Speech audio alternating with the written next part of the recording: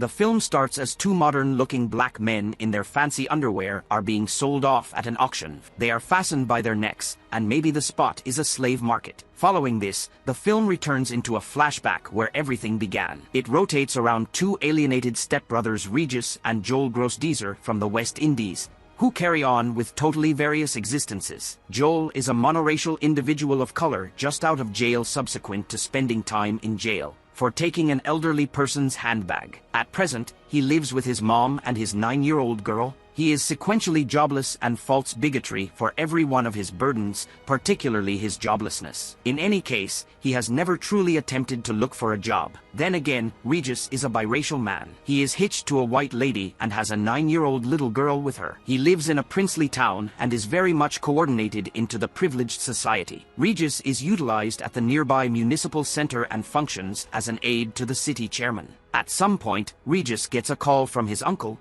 illuminating him that his dad is passing on and it is the elderly person's last wish to meet every one of his youngsters. Be that as it may, Regis pays no respect to his low-life father as he was not around when Regis was a kid. He then continues to eat with his family, yet his insane spouse takes steps to get laid with different men in the event that he doesn't pay his dad one final visit. Left with no decision, he hesitantly concurs. The following day, Regis takes a trip to his old neighborhood where his dad lives. At the air terminal, he runs into Joel, who has likewise come to see their dad. The siblings, who have been beyond reach for over 10 years, set their disparities to the side and recruit a taxi together. They make up for lost time in the taxi while heading to their dad's home. Regis informs Joel everything regarding his fruitful life while the last option deceives conceal his disappointments out of humiliation. After arriving at their dad's home, they are acquainted with their auntie and a few relatives. Turns out that their father wandered all through the world and had relations with endless ladies. This explains why Joel and Regis have different skin colors. The old man's eyes light up when he sees his only two sons before him. Before dying, he tells Regis and Joel that they will inherit a great treasure.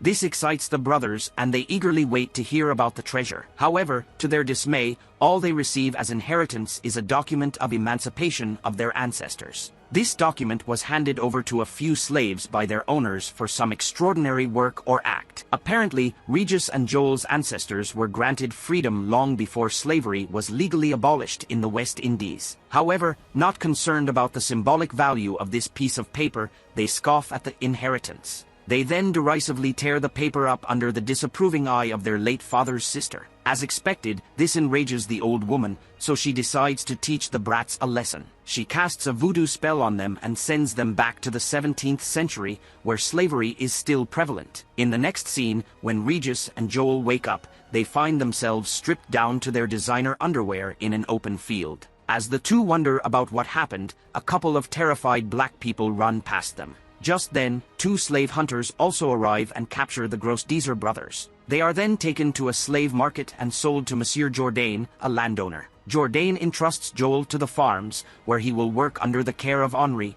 a brutal and deeply racist foreman, while Regis is sent to the kitchens of the residents. Soon, the half-brothers discover that they have actually time-traveled to 1780, when slavery is still a thing. The next day, the slaves are forced to listen to a priest who reads them a fake Bible about how black people should obey the whites. But since the Grossdeezer brothers are the only ones besides the whites who can read, they refuse to agree with the contents. Regis even surprises the priest by reading him a line from the book. Later in the day, Joel shows up late to the field and gets hit by Henri. Fed up with Henry's torture and behavior, Joel makes a run for it to escape the farm but ends up hitting his head on a pole and knocking himself out. Due to his actions, he is scourged in front of everyone. That night, Regis is called to Monsieur Jourdain's office where his ability to read is acknowledged. Jourdain praises him for being a smart slave and gives him the privilege to control the other slaves with Henri. In the meantime, Joel is getting his wounds treated by a female slave, Rosalie. It has been only 5 minutes since they've met, but Joel has already started liking her. At an opportune moment, he leans in for a kiss, only to get turned down. Rosalie then reveals that she is in love with a fellow slave named Isidore, much to Joel's disappointment. The next day, Regis carries out his new duty and starts ordering and commanding other slaves to do their work. Joel is stunned to see his sibling behaving like the whites and reprimands him for being egotistical.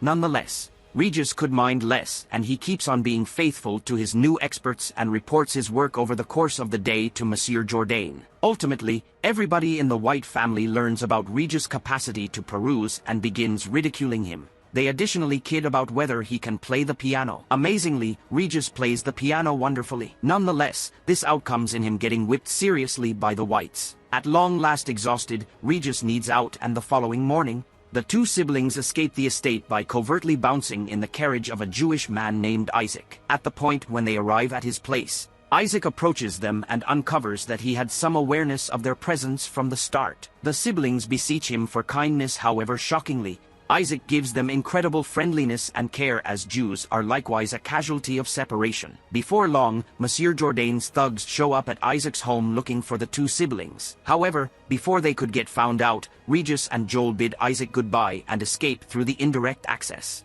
They advance toward the coastline, where they take a neglected boat and set out into the sea. Hilariously, they encounter a boat that is utilized to move captives to barters and are gotten and detained. Finally, the Grossdeezer siblings end up in a similar slave market, where they are purchased by Jourdain's partners in crime. Luckily, coming back to the manor, the siblings are saved by an African clan who call themselves the Maroons. Here, it's uncovered that individuals of the clan were all slaves once before they escaped from their proprietors. The two are invited into the clan and they start to recite with the clan chief. Be that as it may, Regis, what himself's identity is hitched to a white young lady, won't recite when the Maroons discuss killing the Whites. This incenses the clan and they rapidly turn on the siblings. In any case, luckily, Regis and Joel manage to outrun the tribe and reach safety. The next day, the two find themselves in an unknown place where they see their aunt, who cast a spell on them. The brothers soon realize that it was she who was responsible for sending them back in time. They plead with her to remove the spell and mention that they will do anything for it. Initially, the old woman refuses, but when the brothers keep pleading, she gives them a hint. She tells them that the only way for them to get back to the present is to reach the plantation again and reunite their ancestors,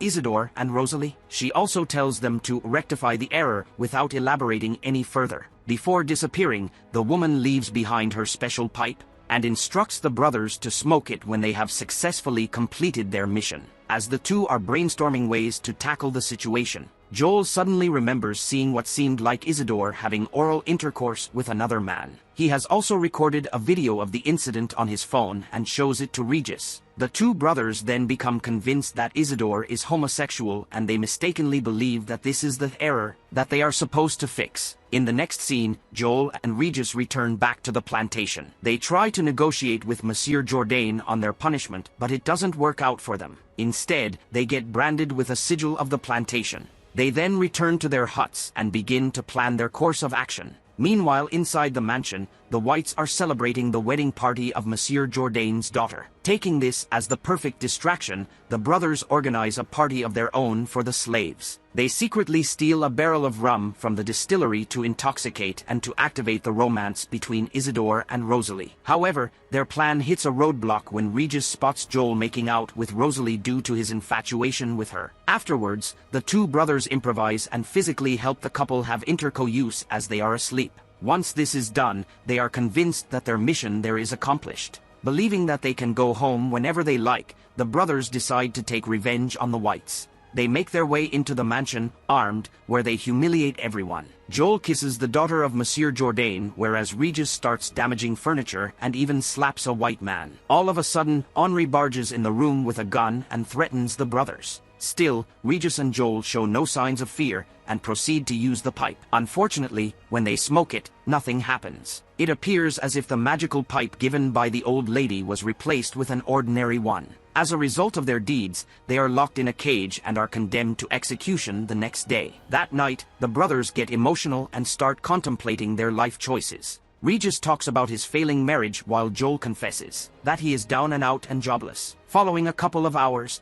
as the siblings are as yet feeling for one another, Henri shows up and takes them out to the field where they should be hanged. Be that as it may, just before the execution, Monsieur Jourdain's child, Victor, runs off into the woods as he can't tolerate watching the sight. Rosalind pursues him and before long figures out that he has fallen into the close-by waterway. All individuals from the family frenzy and rush to the scene. Notwithstanding, Isidore exploits the commotion and recovers the siblings, taking out Henri all the while. He then arranges them to get away, to which they oblige. As the siblings escape, they run over Victor, who is being cleared by the stream. Without even batting an eye, the two leap into the perilous stream. Be that as it may, incredibly, Joel can't swim. This makes his undertaking much more troublesome, yet some way or another, he figures out how to save the two, his sibling and Victor. Thankful to the siblings for saving his child's life, Monsieur Jourdain liberates them. The stepbrothers are likewise granted with exactly the same record of liberation that they were given by their late dad. Be that as it may, rather than tolerating the opportunity and the honor, they demand Monsieur Jourdain to free Isidore and Rosalie and present them with the archive. The Monsieur finds the solicitation extremely peculiar, however in any case, he obliges. Along these lines, the siblings have figured out how to free Isidore and Rosalie, yet they actually don't have any idea where to find the enchanted line, which will assist them with getting once again to the cutting-edge time. With days cruising by, they gradually start to acknowledge that they might in all likelihood never get once again to their time. At some point, Isidore and Rosalind welcome the siblings farewell and leave the estate with the papers. As the two watch them leave from far off, Henri approaches them and orders them to return to work. He then takes out his line and starts smoking. At the point when he attempts to embarrass the siblings by blowing smoke in front of them, they unexpectedly vanish, doubtlessly arousing a lot of shock for Henri. This demonstrates that Henri was the person who took the line from them. In the following scene, the siblings get once again to the present, where they see their auntie next to them. At the point when they see her grasping the first record, Regis and Joel become assuaged. A while cruise by. Joel gets a normal line of work on a building site where he actually gripes about his lowest pay permitted by law, and that it has to do with him being dark. In the interim, Regis gets back to his work at the municipal center. At some point, as he is going to leave his office, he welcomes the city chairman, who passes a bigoted joke. Regis, being presently not the individual he used to be, chooses to face the city chairman's prior to stomping off. The scene then, at that point, slices to Regis and his significant other alongside Joel and his mom visiting in Regis' front room. The two concur that the experience they had brought them closer as a family. Yet, a contention between their separate little girls prompts the tearing of the report of liberation. The film closes as Regis and Joel run towards their girls in alarm.